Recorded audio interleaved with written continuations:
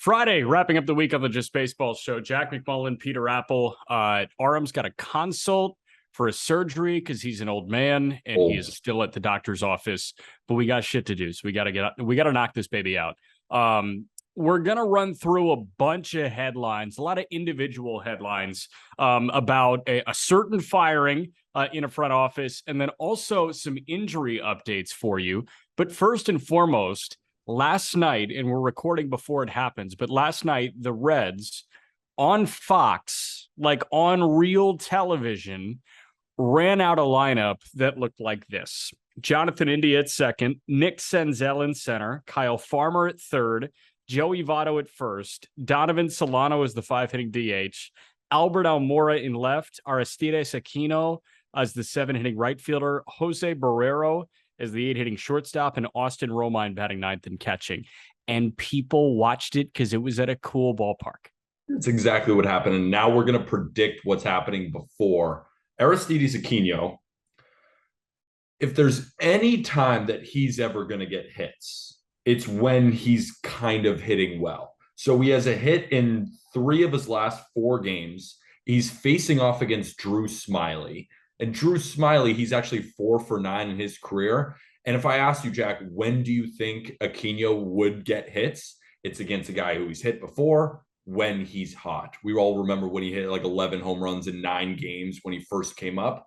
This is the only time when you're going to get a 182 batting average and a 517 OPS Aristides Aquino hitting. I think he goes yard tonight. You think he goes yard? Okay.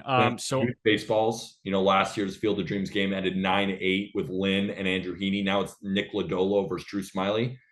Maybe, 2 home runs. 2 home runs for Aristides Aquino? Yes. So I'm thinking Albert Almora is my pick to click. He's 1 for 9 in his last 4 games. Revenge game against the team that he was on the World Series winner for in 2016. Almora was like, hey, you know what? This is a glimpse into the future with Albert Almora and Wilson Contreras and Javier Baez. Almora's still kicking, baby. I think Almora hits for the cycle tonight. I'm with that. You know who else is going to hit a home run tonight? One of the best hitters in the Cubs lineup, Nelson Velasquez. Oh, I love Nelson Velasquez. I think he's going to rake off Nick Lodolo or one of the worst bullpen back ends that there are. They have a 5.07 ERA as a bullpen.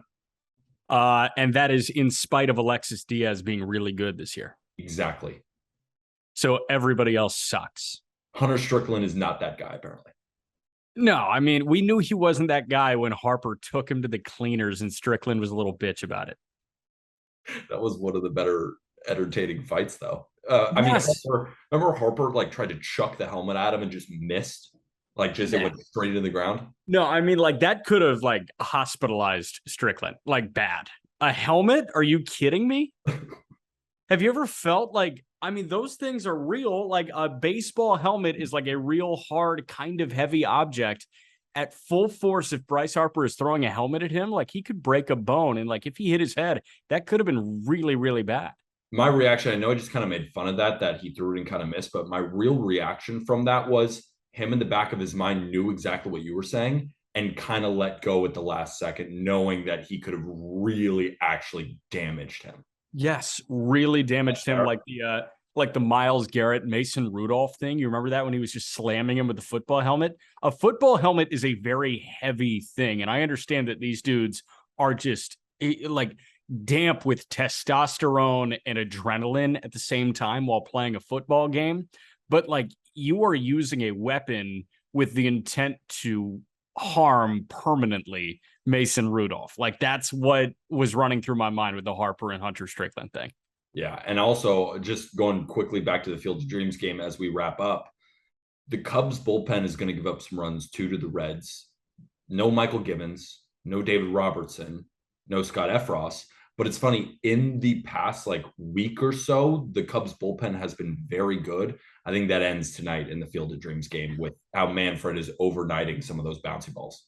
Yeah, you don't think that they can overcome Sean Newcomb and Anderson Espinoza coming out of the bullpen in replacement of David Robertson and Scott Effross? 3 years ago, if I told you those guys were going to be in the back end of the Cubs bullpen, you would have been like, no way. No way. Those guys have to amount to something.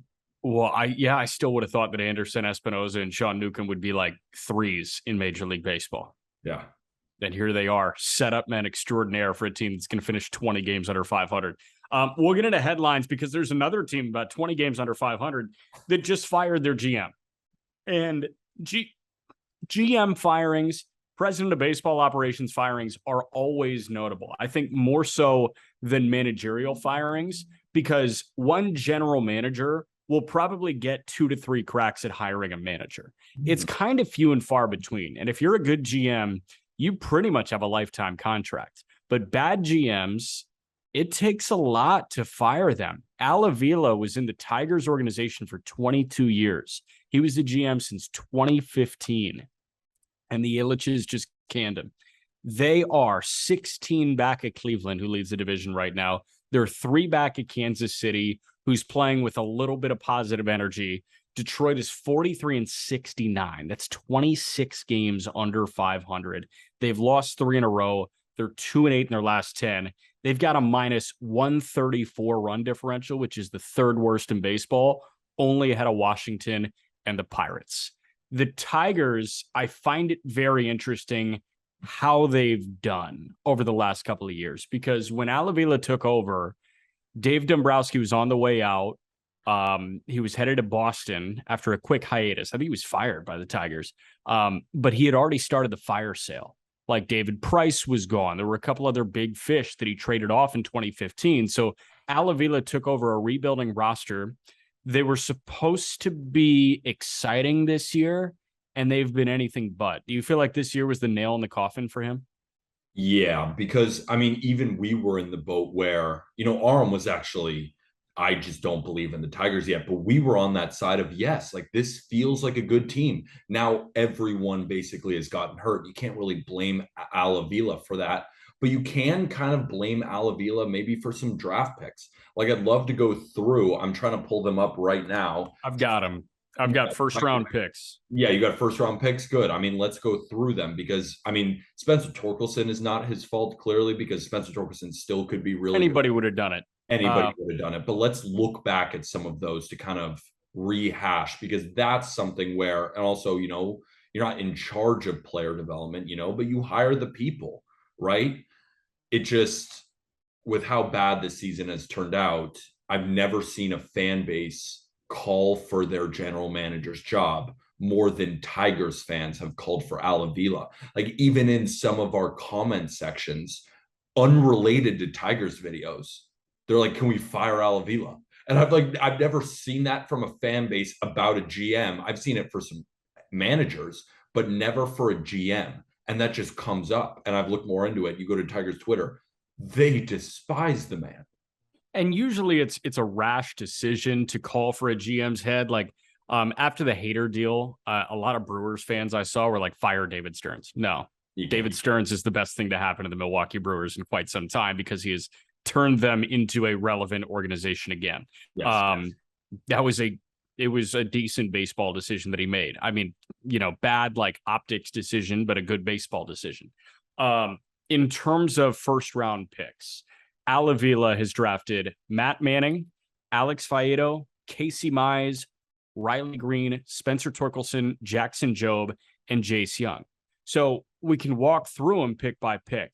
Matt Manning was a guy that started pitching and committed to baseball full-time very late. He had basketball offers. He was a really good basketball player. But Manning was a guy that did not have much tread on his tires. It felt a lot like Touki Toussaint, where the stuff was just so good and you had to take the flyer on Manning in the top 10. I don't fault him for the Matt Manning pick, and I think Matt Manning can still be good. We saw it.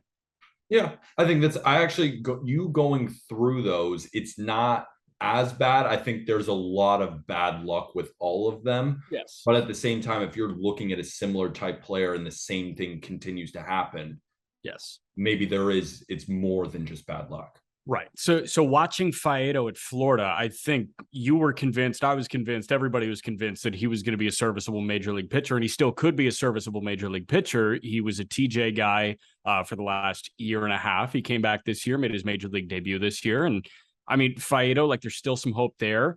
Casey Mize, I don't fault him for taking Mize 1-1. Joey Bart was the second overall pick. I thought Mize was the shoo-in the Tigers case. Yeah, especially it wasn't like he took a high school righty who had crazy good stuff, 1-1, which hasn't worked. Casey Mize at Auburn was one of the better college pitchers that we saw. Yeah. Maybe, I don't even I can't really think of a case that you wouldn't have taken him at that spot. No, Riley Green, great pick. End of story. Right. Spencer Torkelson, don't fault him for that at all. Still think that's going to turn out to be a great pick. Jackson Jobe, think that was a great pick. Jobe looks amazing in minor league baseball.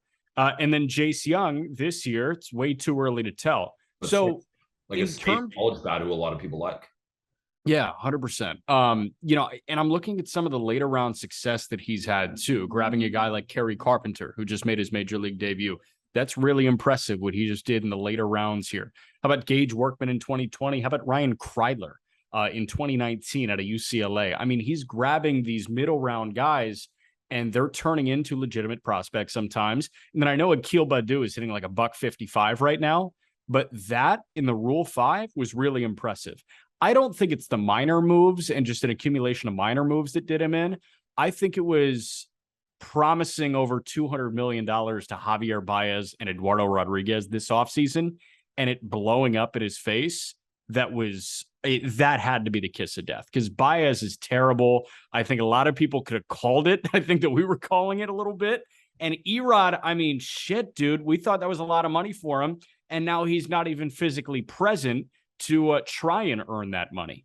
He was a guy that we looked at as, okay, he's had a lot of bad luck. I mean, the result stats weren't there in Boston, but we saw at least somewhat of a better pitcher than maybe the ERA would say. But I mean, we said it, ourselves, the stuff itself was not that great. And he got paid like a number 2 or a number 3 in a rotation when I think we were both under the assumption that maybe he's not a 5, but he's probably more of a 4. And I think they signed him to be one of the front runners in their rotation, and it just didn't work out. But to the draft point, the Tigers have now been close to the cellar for a lot of those picks. So those are all very top of the line draft picks. You're supposed to get some of the best players in the draft.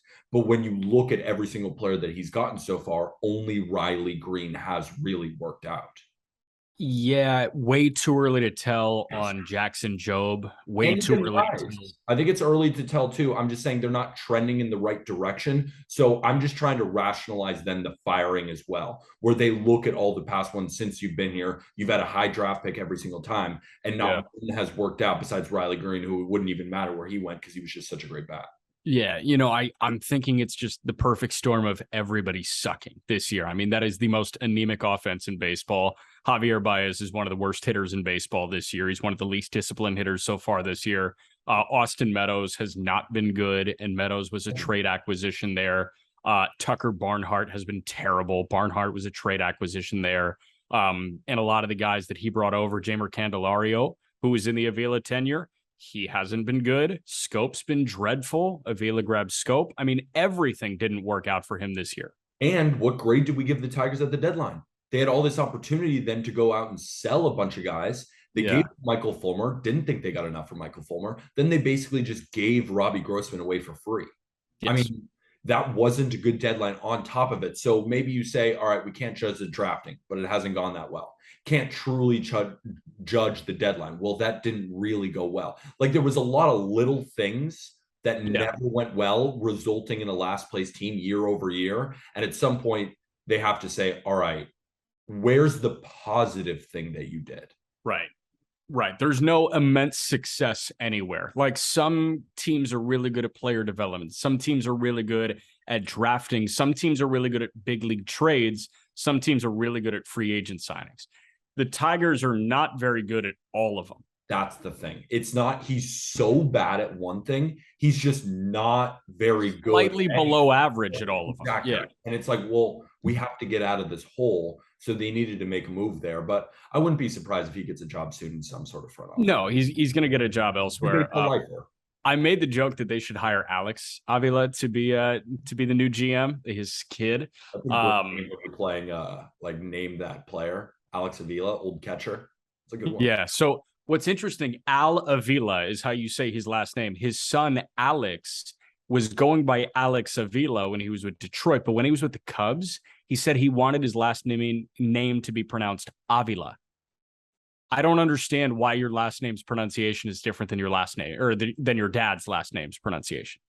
Doesn't make any sense. I don't have an answer for you. I don't have an answer for you either. The good news is there are a lot of really good AGMs and director of player development in Major League Baseball. Detroit's going to get a really good one, I know, and they're going to go through a diligent hiring process for the GM, and it won't be from within. It'll be one of the shining stars around baseball, surely. I got a bunch of injuries to run by you before we get to a promotion and a demotion to wrap. Again, we're just kind of flying through headlines here, casual Friday. Shane Baz, according to Mark Topkin of the Tampa Bay Times, is doubtful to return in 2022. Kevin Cash told media earlier this week that Baz isn't even going to start throwing for 2 more weeks. That sucks for a guy that I know you love, and also, especially with Tyler Glasnow out this year, really factored in, and we kind of penciled him in as the 2 behind McClanahan's 1 without Glasnow for Tampa Bay this year. And Glasnow, when he's on, I mean, we're talking about McClanahan being the best left-hander. Like when Glasnow is on, he's one of the best right-handed pitchers in baseball. He is absolutely disgusting. The extension he gets, the breaking ball, the high-spin fastball, everything's working for him. But on the Shane Baz side, he's another guy who I came out and said, I think he will be better than Tyler Glasnow one day. Maybe not immediately, but when we look at Shane Baz's career, we're looking at a potential ace of the rotation. That's how much I fell in love with this kid.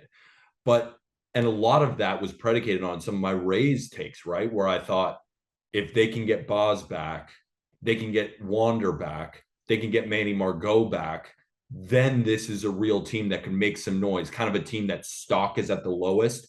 Who do you think could be a big-time player maybe in the playoffs? I always kept reverting back to the Rays. But without Baz now, Jeffrey Springs just had a tough outing. Maybe he's not truly ready to be a front-end guy. He's never going to be a front-end guy. Like, exactly. Only in Tampa. Just have McClanahan, who has also not been at his most elite lately. I mean, Sandy just had a bad start. It's August. Guys are not perfect throughout the whole season. That's baseball for you. But I can't look at a McClanahan saying, yes, the Rays could win that game, but then game 2, game 3, it just, everything seems to be working against the Rays, and Shane Baz is not the nail in the coffin because I'm never going to count them out, but he was definitely a big reason why I was keeping them in. I'm not sure if there are Rays fans out there. If there are, they don't show up to Tropicana Field. If you are a Rays fan, I think it's time to acknowledge that this is probably just a lost season. You've dealt with so many injuries. You've still got a bunch of hitters on the shelf. You're really running with like 2 starting pitchers right now. Like Yarborough, I understand that everybody makes contact, but nobody makes hard contact against him. But I think Ryan Yarborough is a ticking time bomb. I don't think Tampa is that talented of a team right now. I think when everybody is healthy and when they're running out a front 3 next year of McClanahan, Glasnow, and Shane Baz all healthy, that is like end game. That might be best trio, frontline 3 in baseball. I would take McClanahan, Glasnow, and Baz over Scherzer, Degrom, and whoever the third is. Wow. I mean, Scherzer, Degrom, Bassett. I mean, Bassett's been very good this year. Yeah, but Degrom looks like Bob Gibson if he threw harder. And Scherzer is probably the 3rd best pitcher in baseball. Maybe you got Degrom. Well, Sandy, you got to throw in there. But they're all in the top 5. Yeah, like come Degrom, on. Sandy, Corbin, Degrom. I mean, what do I say? Scherzer, Degrom, Sandy, Corbin. I mean, they're all in there. I don't know. That's a little far just because also we don't know if Glasnow's going to be on the Rays. Remember, he's been floated in trade talks as a guy who could possibly – but I see what you're saying. All at their peak, all healthy. There's few teams that could even match that trio. I don't think there's anybody that can match that trio because, like, I would take Degrom over McClanahan. I would take him over Glasnow, obviously. I think Scherzer and McClanahan is a toss-up right now, especially a 38-year-old Scherzer. Scherzer, Glasnow, and I'd probably take Scherzer. You'd still take Scherzer still. Wouldn't you? I would still take Scherzer, but I'm looking at it as like the overall baseline score for like a trio. And if it was to be DeGrom at 33 years old, Scherzer at 38 years old, and Bassett or Peterson or Tyler McGill. And then I'm looking at a 25-year-old McClanahan, a 24-year-old Boz, and a 27-year-old Glasnow. I know which one I'm running with. I think I understand where you're coming from, but the only time I have, because in terms of a talent base, you're not off. That's how good these guys are. But in terms of prove it. Oh, yeah. I mean, that's where they haven't proved it. Results and say, Jack, what are you smoking? But in terms of a talent, all at their best, you're not that far off, because all four of the guys that we named at the top are all top 10 pitchers when they're going right. Yeah. And then the Baz, when he's going right versus Bassett, he could be better than Bassett. So I totally get where you're coming. But from just a results-based standpoint, from been there, done that, proved it, it has to be the Mets. Okay, let me reword. That trio would be the most talented pitching trio in baseball. That I can get behind. Okay, so more talented than Burns, Woodruff, and Freddie Peralta. Okay, Freddie? Yeah, more talented than them. You're not off. That's how crazy talented these guys are. Maybe you're listening to this podcast and thinking that we're smoking something disgusting. No, they're so talented. Friday, but just go watch some video on these guys. They are I use the word otherworldly a lot. I got to get better with my vocabulary, but otherworldly. They're not from the planet. Read the dictionary, you narc. I know. Yeah. I'm too deep in the spreadsheets. I think that 2022, scrap it for Tampa. Get Boz back 100% ready to go to start 2023, just like Glasnow, and have a front three on opening day of McClanahan, Glasnow, Boz. I still can't scrap it. They're the Rays. Yeah, but they'll figure it out with Vidal Brujan. Okay.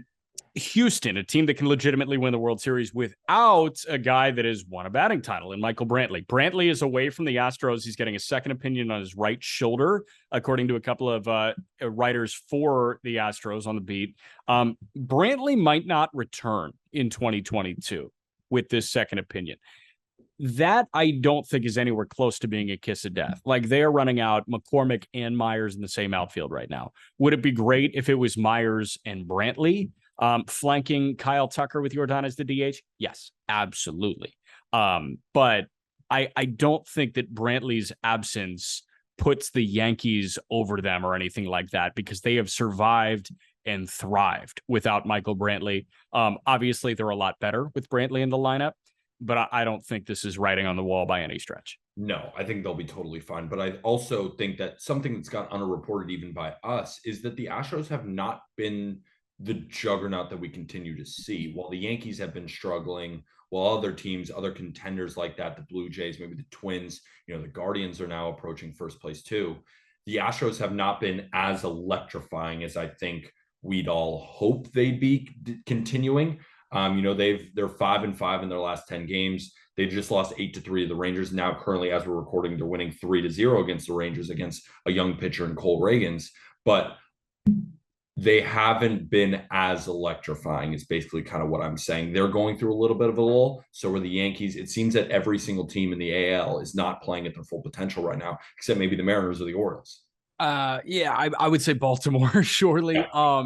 But I mean, with Houston, what you were hoping to see from the Astros is, while the Yankees sputtered, the Astros would just put the league out of reach. They would just run away with the American League. But I'm saying they haven't. They haven't. Yeah. They haven't. So, yeah, I mean, that is a tough look for Houston. I don't think that Brantley's absence is a direct causation of that. I think that they are just fine. They're going to be just fine. They're still my favorite to get out of the American League. With or without Michael Brantley. You agree? At the same time, though, yes, I don't think it really makes me think, oh, now the Astros are worse than the Yankees or anything like that. I still think that they're the best team in the American League, too. But what Brantley does is he also adds a different element to that lineup, too, because now Yordan is really the only big lefty in that lineup. Kyle Tucker, I love as a talent, but he just hasn't performed amazing this year. He's been really unlucky. That's a reality of the situation. He could get much better still in September and October. I totally think that could happen. But so far this year, he hasn't made the jump to superstar like I think a lot of people thought, just on the results based. And the expected, he expects to get better. But currently, right now, he hasn't been that superstar. So really, Jordan's the only big lefty in that lineup, just to separate the Altuves and the Bregmans and all those guys down there. Well, also kind of sucks, and not a lefty bat, but it kind of sucks that they traded away a superstar in Jose Siri at the deadline. Exactly. So light. He runs so fast. He hits the ball really hard. He's really good defensively. Yes, there are a billion flaws in his game, but Jose Siri is a superstar. If he could hit. If he could hit, oh my God, dude. Listen, if Nolan Ryan could throw strikes, it was over for you, Jose. That's how that works. Can you just compare Jose Siri to Nolan Ryan and say Nolan Ryan was strikes throwing away from being better? I mean, Nolan Ryan was pretty damn good. He's got the most career strikeouts. He's got the most career walks, man. Imagine if he had the fewest career walks. Yeah. That's what we're looking at with Jose Siri's potential if he could hit. I hope people are taking you seriously with the Jose Siri thing. I hope so too. Yeah, so like I'm not too worried about Houston. Also, did you see Dusty Baker's comments about using Trey Mancini? He said, when Framber's on the mound, I got to use my Gold Glove first baseman and Yuli Gurriel. Technically, he's right. He said, when I've got a fly ball pitcher on the mound, I got to use guys that can get to fly balls. Mancini hasn't played that much outfield in Baltimore, so I don't really trust him out there right now. That doesn't make sense. Just fucking use Trey Mancini, dude. Yeah, that doesn't make a ton of sense. I don't know. Put Jordan in left and have Mancini DH. Credit to Dusty Baker. He's been, I just truly don't know how much managers manage, but the Astros have been so good under his short tenure with them. So I give him I guess I'll give him as much credit as you would give a manager, but that comment didn't make sense. So he, he's got COVID, I think. So he's in quarantine right now. And he couldn't watch the Astros game on Peacock on Sunday morning because he doesn't subscribe to Peacock. And you would think Dusty Baker, who's made millions of dollars in his managerial career, he could absolutely pay the $5.99 per month that I know we pay for Peacock. But instead, he said he watched a Bob Marley documentary and followed the game on his phone. I've been there. As the manager of the Astros, you've been there? No. Yeah, I see eye to eye with Dusty Baker because I was the manager of the Yankees when they were on Peacock. You know what I respect, Dusty Baker? Remember my rant about different streaming services? Don't buy into it. I haven't subscribed to Peacock. I'm on MLB.porn.co because that's where I'm going to watch it instead. Screw Peacock. I ain't buying any more of these streaming services. No, dude, I'm all over Peacock. Sign me up, baby. What else do they have on Peacock anyway? Actually, I don't know. We're not giving them free airtime. They've got Premier League, yeah. Apple TV, I actually like their selection of shows, so I would gladly subscribe to that. Exactly. I'm already on that. It's too much. Give me MLB.porn.weird.gross. Yeah. Speaking of weird.gross, Matt Carpenter out 2 months with a fracture in his left foot, and I'm talking about his mustache. But Carpenter, I know we mentioned it briefly on yesterday's show, but just tying a bow on the Carpenter conversation, that sucks because, obviously they weren't expecting anything from Matt Carpenter. Here he is giving Yankee fans the world, and you got to be without Carpenter for the home stretch of the regular season and probably the beginning of the postseason. This man was hitting third in the Yankees lineup. You bet your ass he's important. And we just did an episode yesterday. If you missed it, it got posted on Thursday. Most surprising player from each team, and Matt Carpenter made it as mine over Jose Trevino, over Nestor Cortez, because who would have thought that Matt Carpenter would have as many home runs as basically Gleyber Torres and about 200 less ABs. 15 home runs from him. He has been a spark plug to the team on offense as well. He just seems like such a good locker room guy on top of it. Like, that hurts more than just what you're going to see at the plate, but just focusing about what we're seeing at the plate. He has been one of the better Yankee hitters. And now that they've, that Rizzo's going to return, Stanton's going to return, but a lineup without those three is much thinner than it was just a couple of weeks ago. How are they filling that spot right now? Andujar? Yeah, Andujar got the call up. Exactly. But they're mixing and matching right now, and Yankee fans are calling for a guy. His name's Oswald Peraza. We've talked about a ton. He's going to play shortstop instead of IKF. And, we're going to talk about Vaughn Grissom a little bit later about the fact that, the Yankees are reluctant to call up these guys. But what I'm saying is just wait for September 1st when the rosters expand. like then I do think that he's going to come up. But just in the terms of Matt Carpenter, yeah, they've had to use a couple of different guys to kind of fill those voids. Aaron Hicks is playing a lot in the outfield because they were using Matt Carpenter a little bit, play Judge in center, but it's just not the same Yankees team as we're used to seeing. Okay, so I saw a comment from Aaron Hicks. He was talking, I think he was talking with Lindsay Adler at The Athletic, and he was asked like how he felt about his level of play over the last couple of months and like so far this season, and he says, I feel horrible about it. And I understand like Aaron Hicks is really struggling, but he's gotten some big knocks. But this is less than 2 weeks removed from Joey Gallo's comments where he's saying he can't go outside. I don't know. Do you think some of that is just like the constant pressure put on being a New York Yankee? Like that's horrible that Hicks and Gallo are both expressing that their mental health is just in the gutter right now. Yeah, I mean, Yankee fans are tough, dude. I don't know what else to say. They're a very tough fan base. What they were presented, at least this year, was almost perfection when the Yankees went on that run, the April, May, June, even parts of July. And those two players have been at the core of it, of players that haven't performed up to everyone else on the team. So as Yankee fans are chasing perfection, and it's been over a decade since a championship, and I think that's in the rear view of a lot of fans' minds as well. These guys have gotten a lot of flack. I mean, Aaron Hicks signed a 7-year extension with the team.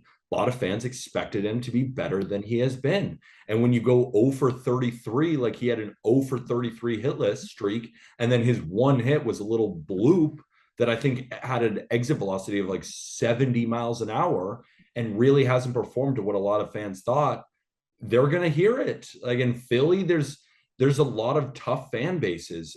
Is it right? Of course not. But it's the reality of the situation. I mean, we could yell at Yankee fans and be like, stop, stop, stop. But that's the reality of the situation. It's tough to play in New York. I've never heard a fan base never look on the bright side like that. That's the Yankees so far this year. I mean, Judge, look how much they love Judge. I mean, obviously I'm hearing about shower you in praise, and it's the best place to play in the world. That's the difference. It's right. It's either the absolute best, like when Aaron Hicks in the playoffs is playing well, he's getting showered with glory. But when you're not playing well, you're going to hear it more than any other fan base. It's the most polarizing place to play. A lot of guys want to come to New York as really good players because you get the ultimate shine, but on the same time, the ultimate lulls. If you'd rather more of a middle ground, don't come play in New York. But he signed a 7-year extension while also playing for the Yankees in recent past. Like he knew what he signed up for. I'm not saying it's right. I'm not trying to rationalize it at all. Do I wish they were nicer? Of course I do. I'm nicer. I'm a Yankee fan. I'm nicer. I'm not going at them. Yeah. But that's the reality of playing in New York, unfortunately, or fortunately. And you're 100% right. Like it's hard for me to ignore that I hear more about Isaiah Kiner-Falefa's 0 homers so far this year and Gallo and Hicks than I do. And like I hear a decent amount about Nestor and Judge, but it feels like I hear way more like negative slander hilarity than I do like, hey, DJ just had a nice game tonight. See, I think you're right, but also I hear a lot of praise. Like Clay Holmes was the next coming of the Lord and Savior. Like it was one of those kinds of things. Nestor was like Nestor's winning style. He's the best pitcher I've ever seen. Garrett Cole, when at least when he's pitching well, it's like nobody can touch Garrett Cole. Right. Even Jordan Montgomery, Yankee fans were so sad to see him go. And for good reason, but then they were hating on him when he was pitching bad. Like it's all of these different things, the Jeter, the Marianos, these guys are revered because they played really well. It's just the reality of being a Yankee. And whether you like it or not, it's just, that's what goes on. So when he plays well, he's going to get showered in glory. When he plays badly, he's going to get absolutely shit on. That's just what happens. Yeah. And it's like, it's not fair, but it's fair. Like that's what the Yankee history is. Like it stems back to the Steinbrenners and everything. Like, that is the burden of playing for the New York Yankees. You certainly don't carry that playing for the Chicago White Sox. Tim Anderson has been one of the better players in all of baseball over the last couple of years, but TA is out 4 to 6 weeks due to a torn ligament in his left hand. The White Sox should pack it up and go home. They're not a fun baseball team to watch right now, especially when Leury Garcia is playing short. Lenyn Sosa hitting his first career homer was great. but they're not going to run Lenyn Sosa out there every day to play short. It is just horrible what's going on with the White Sox. And this TA injury is the nail in the coffin. This team has not been fun to watch this year. And they might have a 5 to 10% approval rating from their fan base right now. They have like 4 first basemen on their roster playing different positions in the outfield. Correct. Gavin Sheets ain't an outfielder. The outfield alignment last weekend was Vaughn in left, Pollock in center, Sheets in right. Immobile. They're just not going to get to balls. No. Everything's dropping.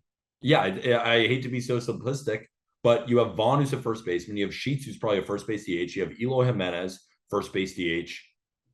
Jose Abreu is playing first base DH. Grandal can't move anymore. TA is their one out. Like Yohan Moncada I think he's got a 60 WRC plus this season, Jack. Been horrible. Luis Robert has just been made of glass. Made of glass.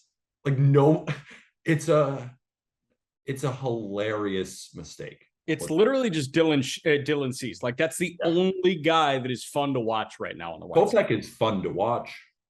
He's got like a 4.5 now. You said who's fun to watch.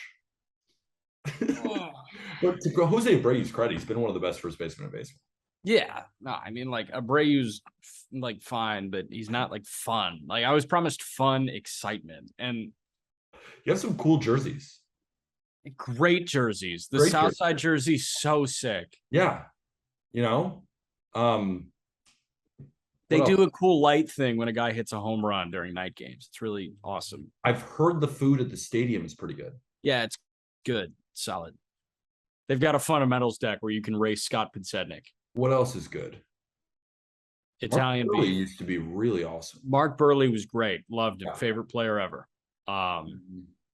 Kendall Graveman is a good reliever. The sale cutting up the jerseys was awesome. Yep. 5 years ago. Yeah, that's it. That's all I got. And that's about it. All right. 1 demotion, 1 promotion to wrap. Kyle Lewis, option 2020 AL Rookie of the Year. Kyle Lewis, there's no space for him right now in the Seattle Mariners outfield. There shouldn't be any space for Jared Kelenic either. I mean, they've got some sore thumbs right now, and they are still overcoming that. Not good. Kyle Lewis was really promising, at least in that 2020 season, and just has not been the same since. Has not performed at the plate. And, you know, Jared Kelenic, we were all imagining a Jared Kelenic, Kyle Lewis, J-Rod outfield. And now it just seems like it's probably going to be J-Rod. I'm not counting Kelenic out. I'm also not counting Kyle Lewis out still. Maybe these are just guys who need to get better later. Like 2 of the best players in our sport, Aaron Judge and Jacob Degrom. Jacob Degrom started getting good at 26. Same with Aaron Judge. I like to give these guys more time. Maybe the promotions was just too much. Like maybe these guys still need to develop in the minor leagues. I'm not counting them out. I will continue to give these guys more chances because they still are so talented, but it's just not time for Kyle Lewis yet. And it may still not be time for Jared Kelenic yet. The only reason I'm saying this is once prospects get called up and don't perform immediately. For example, I was just on a Blue Jays podcast. They were talking about Gabriel Moreno and the host was like, oh, I don't think he's as good as like we thought. And it's like, wait a minute, just give the man a second. Yeah, he's like 21. Yeah, it's like just because they get called up and maybe they're over promoted too quickly, just because they don't perform immediately, don't give up on them. Remember that they just need reps and more development, and that's okay. So a guy like Kyle Lewis, a guy like Jared Kelenic, I'm still not giving up on them, but it was at the same time, it was time to move him down. He has not performed. I think it's kind of funny, like looking at Seattle just from a batting average perspective. It's kind of funny because obviously you've got some really impressive performers so far this year. Ty France was hitting 298. J-Rod has been amazing. Eugenio Suarez has been good. Winker has turned it on. He's been solid over the last, little bit. But then Abraham Toro's played 84 games. He's hitting $180. Dylan Moore has played 76 games. He's hitting a $193. They just optioned Kyle Lewis, who across 18 games hit a $143. Carlos Santana, 36 games, 174. Jared Kelenic in 40 games. What's he hitting? I couldn't tell you. 124. What do you think his OBP is? 190. 187. Oh. It's horrible. It's not like we're using right now as batting average as the only stat to evaluate a hitter, but when something is so low, like just putting the bat on ball is important. And there have been guys, you could get really unlucky in the batting average department, so it's important to use a bunch of different stats, but I think it's a quick way to just say they're not getting hits right now. Yes, I'm pulling up his bubbles right now to tell people how blue his bubbles are. Yeah, the blue bubbles are as important. They're not loading for me. Why are the blue bubbles not loading for me? My guess is the blue bubbles are not there if you're hitting 124. He's got a 270 WOBA. That's not very good. That's really bad. Yeah. Really bad. However, let's skew positive to end the pod. Vaughn Grissom is up. He went nuclear in his major league debut. 7th inning, he cleared the monster at Fenway. He's legit. He is, I want to say, the 3rd youngest player in baseball now, only behind his teammate Michael Harris, and then one more who I'm blanking on. But Vaughn Grissom can run. He can hit for power. He's got some defensive versatility. The beauty of Vaughn Grissom is he can do everything well. He is not particularly transcendent like Michael Harris is defensively in center field, but Grissom was a pop-up guy. Grissom was the shortstop on Riley Green's high school team in Florida. So Riley Green was the center fielder. Grissom was the shortstop. Green obviously went top 10. Grissom went in the 11th round, and the Braves paid him just enough money. Grissom has turned into a very solid player that was hitting 300, 400, 500, or slashing 300, 400, 500 at every stop in minor league baseball. And I think he only played 20 games in double. He spent the majority of the year in high A, got up to double for 20 games, and then got the bump. He seems ready. Hit one out of Fenway Park. You don't see that often, and he crushed that ball in the game versus the Red Sox.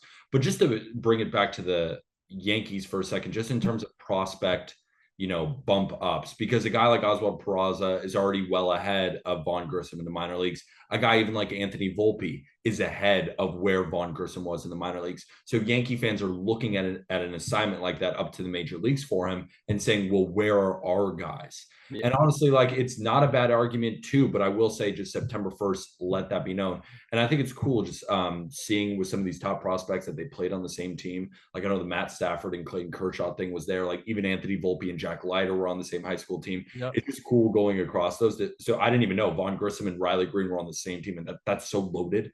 But I guess to the point, I just want to ask you too, when you hear about Volpe and you hear about Peraza and all Yankee fans clamoring for these guys with IKF not playing that well, and you see the Braves being aggressive with their promotions, and they always are, and it has been working out for them. Do you think to yourself, yes, the Yankees should pull up these guys, or are you saying kind of wait till September 1, like I'm thinking?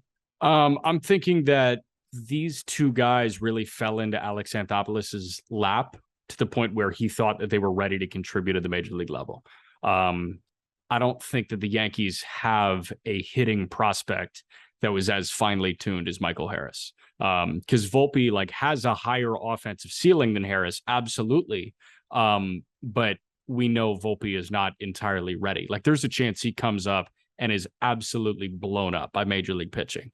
That wasn't the read that I think anybody was getting on Michael Harris. And I think if you do it for 2021 and 2022, like Grissom has, he has had no bad stop. He's had no bad stretch. I don't think you can point to a 10, 15 game stretch where you say he looked human.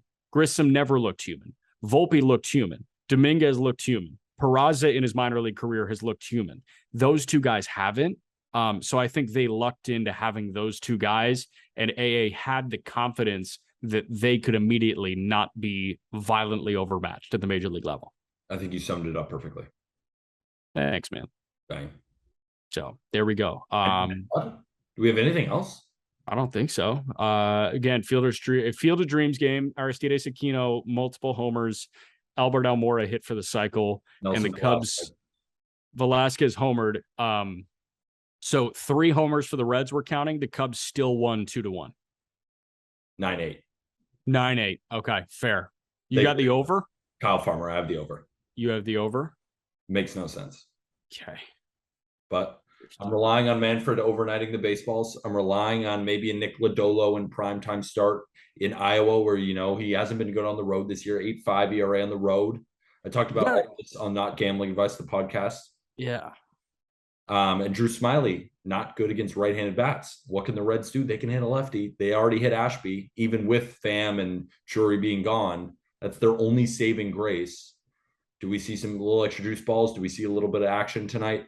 Because the only way people are turning that on is does anyone want to watch a Drew Smiley, Nick Lodolo masterclass? We would. I don't think we would love it. I would hate watching a Drew Smiley masterclass. Yes, exactly. Hate it. Yeah, let's see. I think we should be checking these guys' splits in their minor league career in Des Moines and Cedar Rapids and the now defunct Burlington Bees. That's how you get deep. That's how you get deep. Did you do it? No, I didn't look at Des Moines stats. Were you actually in the lab if you didn't look at how these guys fared at Iowa? So true. You weren't in the lab. Clown. It's so true. I'm a clown. Dude, salute. Salute, 4-leaf clover emoji. The over. Hope Peter gets it. All the social medias are in the episode description. Get your merch. We've got a sick long sleeve white tee that's now on the store. I'm getting to New York next weekend. I better have one with air waiting for me. Talk to our guy, Kendall. You know the drill. Yeah, true. You're part of this company. And with that, thank you, everybody.